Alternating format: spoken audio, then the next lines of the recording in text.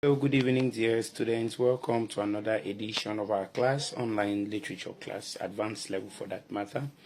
And today I'm going to be talking about the assessment objectives. What do we assess from the candidates? What do we want from you, the students?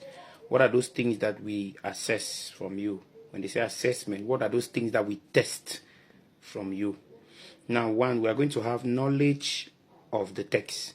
We want to see the candidate should be able to know and understand the prescribed text that is on program. You should be able to understand the text. How many texts are there? Let's say, for example, if there are 9 texts, you should be able to have a mastery of all these texts. I think 2, the ability to appreciate and provide your own personal judgment. Whenever you read a text, you should be able to say this, you should be able to say that. You've discovered that in this text things are being done this way instead of like this, and you think that it could go this way and all the rest. So those things are very important. And then apart from that, we also have the knowledge and ability to analyze the plot. You should be able to analyze the plot, the structure. How does the story go from the beginning to the end, the way it's arranged? Does it start with a flashback?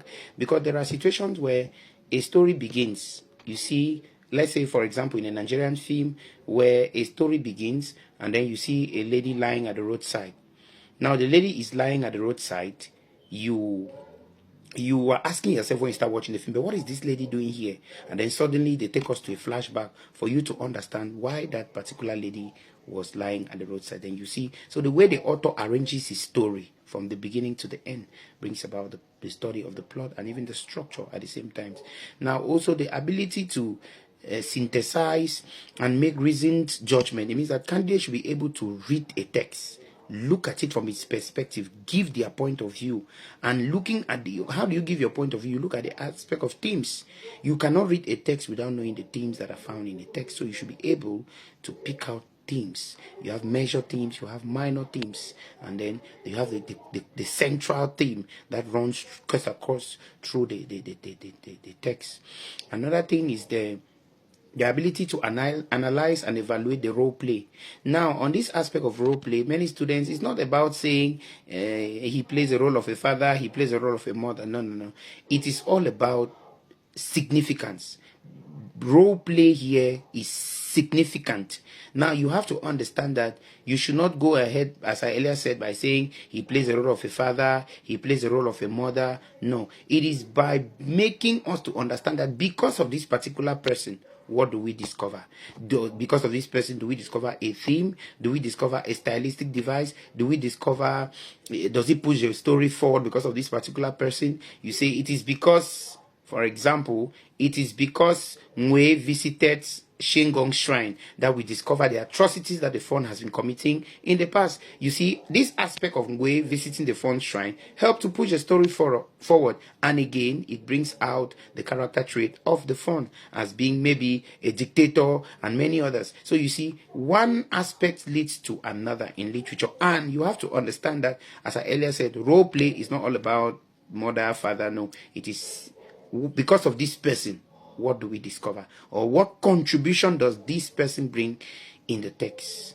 I think those are some of the things that we need to know.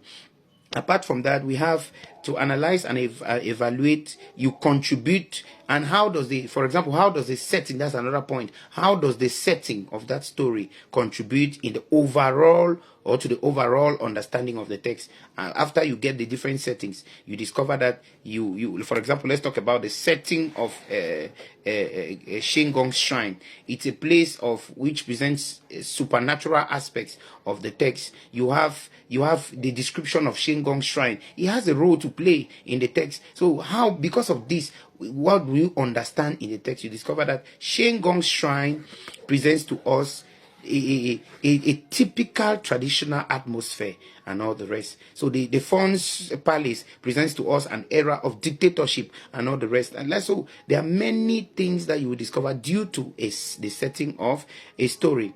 Now, you should be able to appreciate the author's style. The author has his own style, and the author also brings about other stylistic devices. While writing as an author, he makes use of aspect of style, and then you have to appreciate how do you pick them out. plot? Do you see irony? Do you see humor? If you are seeing irony, you should be able to pick out irony in different aspects. You have dramatic irony, you have verbal irony, you have